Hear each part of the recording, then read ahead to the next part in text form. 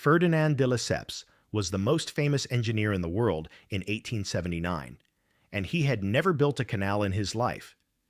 He was a diplomat, a promoter, a man of extraordinary personal charisma who had managed the construction of the Suez Canal through a combination of political maneuvering, fundraising genius, and the ability to make other people believe that whatever he said was going to happen would happen. The Suez Canal had been his project in the sense that a Hollywood producer owns a film. He had organized it, financed it, put his name on it, and claimed the credit. The actual engineering had been done by engineers. The actual digging had been done by Egyptian laborers, many of them conscripted at wages that amounted to forced labor. Suez had worked out beautifully. De Lesseps was a hero of French civilization, a member of the Académie Française, the man who had connected two seas. In 1879, at a geographical congress in Paris, he stood up and announced that he would now connect two oceans. He would build a canal across the Isthmus of Panama, cutting through 50 miles of jungle and mountain to create a passage between the Atlantic and the Pacific. The room applauded. Investors lined up.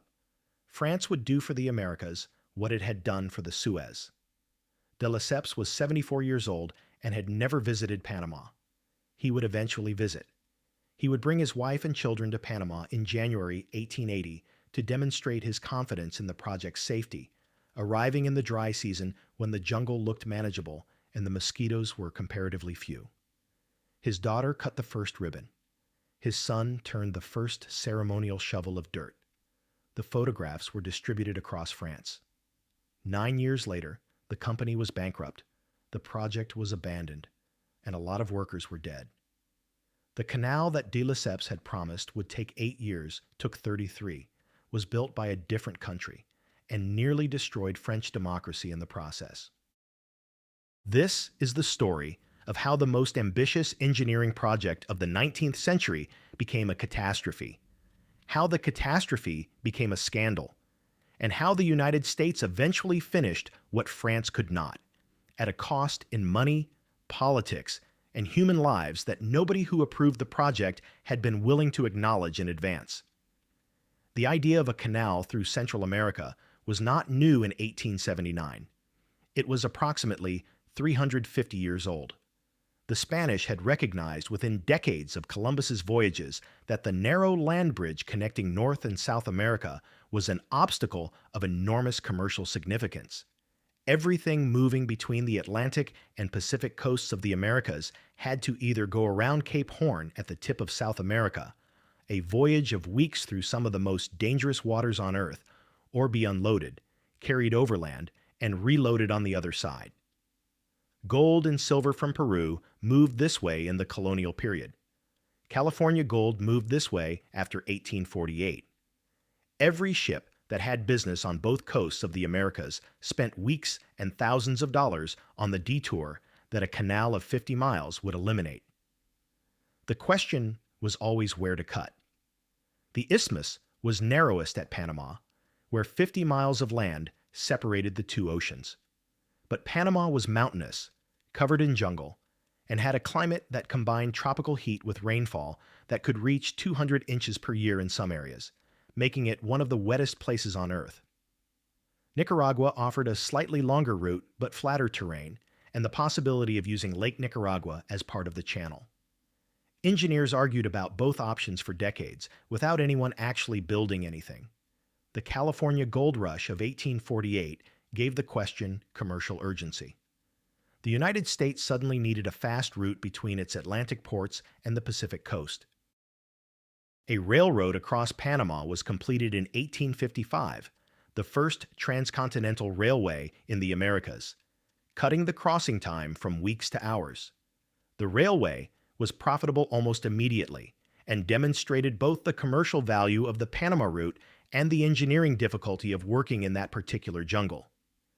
The mortality rate among workers building the Panama Railway had been severe, though the exact numbers were suppressed by the company because they were bad for investor relations.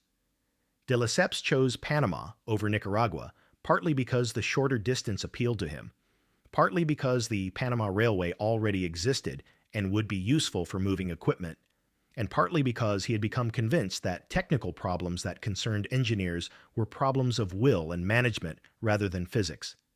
He had heard all the arguments about why Suez was impossible, and had proved them wrong. He would hear all the arguments about Panama and prove them wrong again. His plan was a sea-level canal, like Suez, cutting straight through the isthmus at roughly the same elevation as the ocean on both sides. No locks, no artificial lakes, no complicated hydraulic engineering. Just a channel dug through 50 miles of earth and rock from water to water. The plan was elegant in conception and catastrophically underestimated the geology of what stood between the two oceans. The Calibre Cut was the problem that would eventually break the French effort and nearly break the American one too. At the Continental Divide, the land rose to nearly 300 feet above sea level, meaning that a sea-level canal required removing approximately 100 million cubic yards of earth and rock from a cut 9 miles long. The rock was hard, the slopes were unstable, and the rain that fell on the cut for 8 months of the year turned the excavated slopes into mud that slid back into the channel almost as fast as it was removed. French engineers would spend a decade and the lives of thousands of workers on the Calibre Cut, and end with less progress than the geography seemed to allow. The Compagnie Universelle du Canal Interoceanique raised 400 million francs from French investors, many of them small savers who trusted de Lesseps' name and the government's implicit endorsement. The money started flowing into Panama in 1881. The dying started almost immediately. Panama in 1881 was one of the least healthy places on Earth to put 20,000 workers. The jungle harbored 2 diseases that the medical knowledge of the period could not effectively treat and did not yet correctly understand. Yellow fever killed quickly, with a mortality rate among newly arrived Europeans that ran as high as 80% in bad years. It caused fever, jaundice, internal bleeding, and death within days of symptoms appearing. Malaria killed more slowly, but more reliably, recurring in survivors and wearing down resistance until the body could no longer fight off secondary infections. Workers who arrived healthy were frequently dead within months. The cause of both diseases was mosquitoes, specifically Aedes aegypti for yellow fever and Anopheles for malaria. This was not known in 1881. The germ theory of disease was barely established, and the specific mechanism of mosquito-borne transmission was not identified until the late 1890s, after the French effort had already collapsed. The Panama Canal Company's medical staff worked with the tools available to 19th century medicine, which included quinine for malaria at doses that helped but didn't cure. Isolation of yellow fever patients that probably reduced spread somewhat, and a general atmosphere of uncertainty about what was killing people and why. The hospital at Colon was built according to the best medical understanding of the period, which meant well-ventilated wards, clean sheets, decent food, and flower pots under the legs of each bed to keep ants off the patients. The flower pots were filled with water. Standing water breeds mosquitoes. The French hospital was inadvertently providing the disease vector with ideal breeding conditions in every ward. Workers who entered the hospital with moderate symptoms often left in coffins. The mortality figures are uncertain because the French company had strong incentives not to keep accurate records, and because many workers died in the jungle or on the ships bringing them to Panama without being counted in official tallies. Conservative estimates put the French-era death toll at around 20,000. Some historians argue for significantly higher figures. The workers came primarily from the Caribbean, especially Jamaica and Barbados, recruited by agents promising good wages. They found instead a place where a worker could arrive on Monday and be buried by Friday, and where the company's bookkeeping had little interest in tracking the fact. De Lesseps responded to the mounting problems with the tool that had always worked for him: public relations. He made a second visit to Panama in 1886, again during the dry season, and returned to France with optimistic reports. The canal was proceeding. The difficulties were being overcome. Investors who raised concerns were reassured. Engineers who submitted honest assessments of the geological and logistical problems were replaced with engineers who submitted more encouraging ones. The sea level plan was eventually abandoned in 1887, when it became impossible to pretend any longer that the Culebra Cut could be completed on the original timeline or anywhere near the original budget. The new plan involved locks and an artificial lake, essentially the design that the Americans would eventually use. But the redesign came too late, after the money was running out, and the political situation in France was deteriorating in ways that would turn the canal's failure into something much worse than a failed business venture.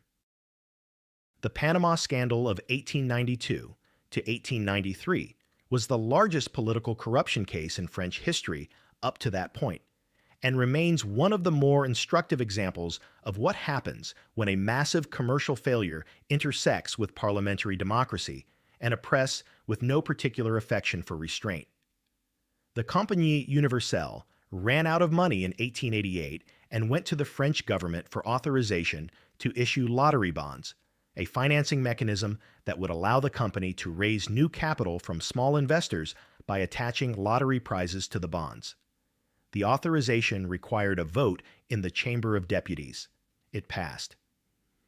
Later investigation revealed that approximately 150 deputies had received payments through intermediaries in exchange for their votes. The payments were organized by a publicist named Cornelius Hertz and a banker named Jacques de Reynac, both of whom had connections to de Lesseps's operation and an interest in keeping it alive long enough to extract more fees from the fundraising. The lottery bonds were issued and quickly sold. The company spent the money, finished nothing, and collapsed into bankruptcy in February 1889. 800,000 French investors lost their money. Many of them were small savers who had put their life savings into canal bonds on the strength of de Lesseps's reputation. The losses were real, and the anger was real. The scandal broke publicly in 1892 when a right-wing newspaper published the first allegations of parliamentary corruption. The timing was not accidental. Anti-Semitic newspapers and politicians used the Jewish identity of Hertz and Reinach to frame the entire scandal as a Jewish conspiracy against France, in terms that prefigured the Dreyfus Affair a few years later and drew on the same currents of French political anti-Semitism. Reinach died of an apparent suicide, or possibly a heart attack the night before he was scheduled to testify. Hertz fled to England and refused extradition. De Lesseps and his son Charles were charged with fraud and breach of trust. Ferdinand was 87 years old, suffering from advanced dementia, and probably genuinely unable to understand the proceedings. He was convicted and sentenced to 5 years in prison. The conviction was later overturned on procedural grounds.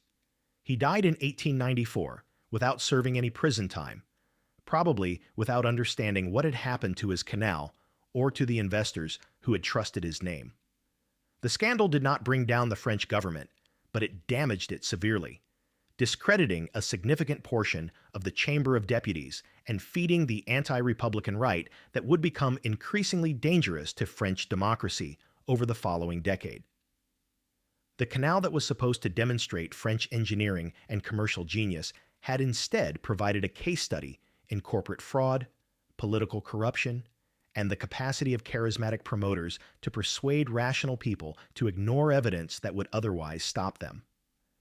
The United States had been watching the French effort with a combination of commercial interest and strategic concern since its beginning.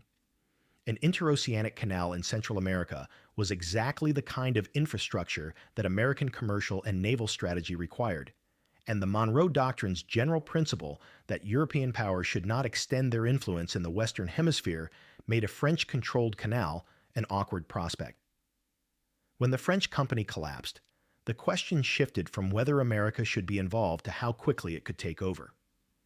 The debate in Washington and in Congress was not about whether to build a canal, but about where. Nicaragua had a significant lobby in Washington, led by Senator John Tyler Morgan of Alabama, who had been arguing for the Nicaragua route for years and had the political relationships to keep the debate open long after most engineers had concluded that Panama was the better option. The French failure at Panama was actually useful to the Nicaragua advocates. Panama had killed tens of thousands of workers and broken one of the most respected companies in France. Nicaragua was unproven, but clean. What settled the debate was a Nicaraguan postage stamp and a French engineer named Philippe Bunau-Varilla, which is either a remarkable coincidence or a sign that history has a particular fondness for absurdity. Bunau-Varilla had been a French engineer on the Panama Project and had retained an interest in the assets of the defunct French company. He stood to profit significantly if the Americans bought those assets rather than starting fresh in Nicaragua. He lobbied Washington aggressively for Panama and was a skilled enough political operator to find the right audiences. When the Senate was wavering between Panama and Nicaragua, Bunau-Varilla sent each senator a Nicaraguan postage stamp. The stamp depicted Mount Momotombo, an active volcano, erupting dramatically over Lake Nicaragua. The implicit argument was obvious. Nicaragua was volcanic, seismically active, and potentially unsuitable for a canal that needed to last for decades. The senators found the stamps persuasive. The vote went to Panama. The purchase of the French company's assets for $40 million gave the Americans the existing excavation, the railway, and the equipment still remaining in Panama. It also gave them the treaty problem. Panama was part of Colombia, and Colombia's Senate rejected the treaty that would have granted the United States rights to build the canal, on terms that the Colombian senators considered insufficient. The American response to this rejection, under President Theodore Roosevelt, was to support a Panamanian independence movement that conveniently materialized in November 1903, recognize the new Republic of Panama within 3 days of its declaration, and send a warship to prevent Colombian troops from landing to suppress the rebellion. Panama got independence. The United States got its canal treaty. Colombia got $25 million in compensation, paid decades later when the original architects of the operation were no longer in office to be embarrassed by the acknowledgement of what had been done. The American effort succeeded where the French had failed for reasons that go beyond national character or engineering talent, though both were factors. The Americans had the benefit of medical knowledge that the French had lacked, the organizational capacity of the United States Army, and a chief engineer who was eventually willing to abandon the sea level plan entirely and build something more practical. The key medical figure was William Gorgas, a U.S. Army surgeon who had studied yellow fever and malaria in Cuba after the Spanish-American War and understood the mosquito transmission mechanism that was proven in 1900 by Walter Reed's commission. Gorgas arrived in Panama in 1904 with a clear theory of what was killing workers and a plan to address it. He needed to eliminate the mosquito breeding sites, which meant draining standing water, screening buildings, fumigating houses, and creating a public health infrastructure across the entire canal zone. The effort was enormous and initially resisted by the canal's administrators, who were skeptical of the mosquito theory and impatient with the resources Gorgas was consuming. He was nearly fired in 1905 before President Roosevelt personally intervened to keep him in place. By 1906, the yellow fever cases had fallen to nearly zero. Malaria continued to be a problem throughout construction, but at manageable levels, rather than the epidemic rates that had destroyed the French workforce. The death rate among American-era workers was dramatically lower than the French-era rate, though it was still substantial. Approximately 5,600 workers died during the American construction period, from disease, accidents, and the inherent dangers of moving tens of millions of cubic yards of rock and earth with early 20th century equipment. The workers who did the actual digging were mostly West Indian, predominantly from Barbados. Around 45,000 Barbadians worked on the canal at various points during construction, forming the majority of the labor force. They were paid less than American and European workers for the same work, lived in segregated housing, and occupied the lowest positions in a labor hierarchy that replicated the racial structures of Jim Crow America in the middle of the Central American jungle. The canal was an American engineering achievement built primarily with Caribbean labor organized on explicitly racial lines, and the historical memory of it has reflected the perspective of the managers more than the workers in ways that are only gradually being corrected. The engineering decision that made construction possible was the choice to build a locks canal rather than a sea-level canal. John Stevens, the chief engineer appointed in 1905, took one look at the Culebra Cut and the French experience and concluded that attempting to remove enough rock to create a sea-level channel was not feasible within any reasonable time frame or budget. He proposed instead an approach using a dam across the Chagres River, creating an artificial lake at 85 feet above sea level, with locks lifting ships from ocean level to the lake and lowering them on the other side. The Chagres River was itself a major problem that the lock design solved almost accidentally. The river ran through the canal route, and its flood stage could rise 35 feet in a single day during the rainy season. Any sea-level canal would have to manage these floods somehow, a problem that had no obvious solution. The dam and artificial lake converted the Chagres from a threat into a resource, using the river's water to fill the locks and operate the entire system. Gatun Lake, created by the dam, covered 163 square miles and was, at the time of its creation, the largest artificial lake in the world. Dozens of villages that had existed along the Chagres were submerged. Their inhabitants were relocated. The Panama Canal opened on August 15, 1914. The timing was extraordinarily bad from a publicity standpoint. The assassination of Archduke Franz Ferdinand had occurred 6 weeks earlier, and by the time the canal opened, Europe was mobilizing for what would become the First World War.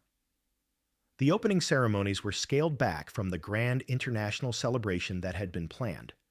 The first ship through was a cement boat named the Cristobal. The world barely noticed. The canal was everything its proponents had claimed it would be. The voyage from New York to San Francisco dropped from 14,000 miles around Cape Horn to 5,000 miles through the canal. The economic effects were immediate and lasting. Trade between the Atlantic and Pacific coasts of the Americas no longer required the weeks-long detour around South America. Naval strategy was transformed, allowing the United States to move its fleet between oceans in days rather than months. The canal paid for itself within years and generated revenue continuously thereafter.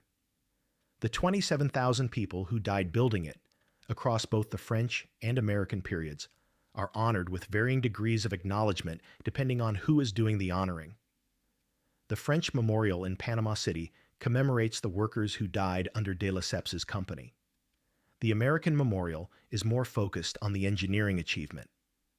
The Barbadian and Caribbean workers, who provided most of the labor, are memorialized primarily in the national memory of their home countries rather than in the canal zone itself. De Lesseps' failure and the scandal it produced have a lesson that is not primarily about engineering. He was not a fraud from the beginning. He genuinely believed the canal could be built as he described it, because he had done something similar before, and because his confidence was real rather than performed. The problem was that confidence is not a substitute for accurate information, and surrounding yourself with people who reflect your confidence back at you is not a substitute for surrounding yourself with people who tell you what is actually happening in the ground.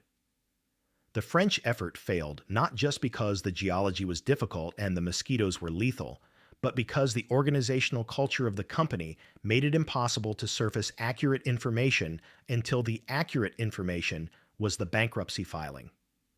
The Americans succeeded partly because they were willing to change the plan. Stevens looked at what the French had tried and concluded that the sea-level approach was wrong, said so, and was supported. The decision to build a locks canal, rather than continuing to attempt the impossible, was an organizational achievement as much as an engineering one. It required someone with enough authority to change direction and enough security to admit that the original design was not going to work. The canal has been operating for over a century. It was expanded in 2016 to accommodate ships that are 3 times the size of the largest vessels it was originally built for. Panama has controlled it since 1999, when the United States turned it over under a treaty negotiated in 1977. The Panamanians built a museum at the canal's edge where you can watch the ships go through and read the history of how it was built, including the parts about who died and why. The French failed. The Americans finished it. 27,000 people made it possible. The ships go through and nobody on them knows their names. No one knows the names of the ordinary hard workers who made history. If you enjoy my video, please like it and subscribe to my channel.